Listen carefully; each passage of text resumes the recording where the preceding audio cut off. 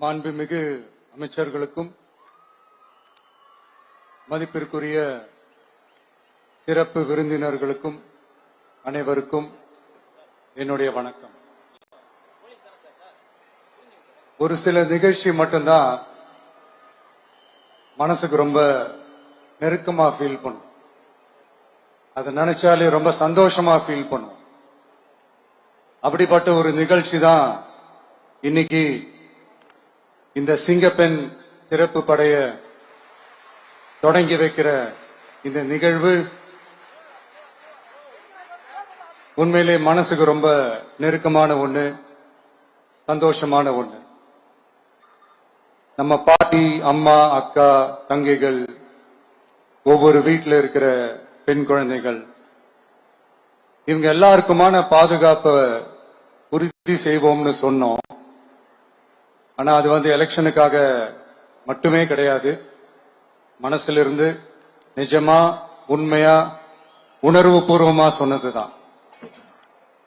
பெண்களுக்கு எதிரான இந்த கொடுமைகள்ல நமக்கு எப்பவுமே 0 டாலரன்ஸ் தான். அதுல ரொம்ப உறுதியா இருக்கிறோம். சோ சொன்னது எல்லாமே செய்யணும். கொஞ்சம் கொஞ்சமா, படிப்படியா அதை செயல கொண்டு வரணும். அதுல ரொம்ப தெளிவா இருக்கிறோம். அதனாலதான் ஆட்சிக்கு வந்த உடனே இந்த குறைஞ்ச நாட்களுக்குள்ளேயே இதை நடைமுறைக்கு கொண்டு வந்திருக்கிறோம். தமிழ்நாட்டில் இருக்கிற பெண்கள், பெண் குழந்தைகள் எல்லாருமே பாதுகாப்பா, தன்னம்பிக்கையோட இருக்கணும். அதுக்கான முதல் கட்டம் தான் இந்த ஸ்டெப்.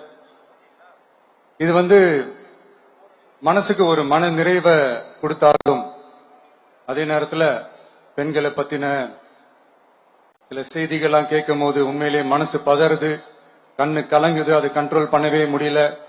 ஏன்னா நடக்கிற கொடுமைகள்லாம் யாருக்குங்க? நம்ம குடும்பத்தை சேர்ந்தவங்க தானே. எப்படி மனசு பதறாம இருக்கும்? அதனால பெண்களுக்கு எதிராக இதெல்லாம் ஏன் நடக்குது, எதுக்கு நடக்குதுன்றது மத்தவங்க மாதிரி ரீல்ஸ்லயும் இன்ஸ்டாலையும் தேடிட்டு இருக்க முடியாது. ரியாலிட்டிய புரிஞ்சுக்கணும். சோ இந்த பிரச்சனைகள்லாம் ஏன் நடக்குது அப்படின்றத அனலைஸ் பண்ணி பார்க்கும்போது சுத்தி சுத்தி பாத்தீங்கன்னா ஒரே இடத்துலதான் நிக்குது. போதை பொருள் நடமாட்டம். அதை வேரோட பிடுங்கி எறியணும்.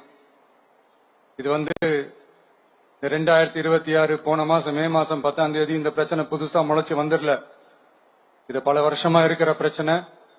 பல வருஷமா இதை கண்டுக்காம விட்டதுதான் அந்த வேர் இவ்வளவு ஆழமா பரவி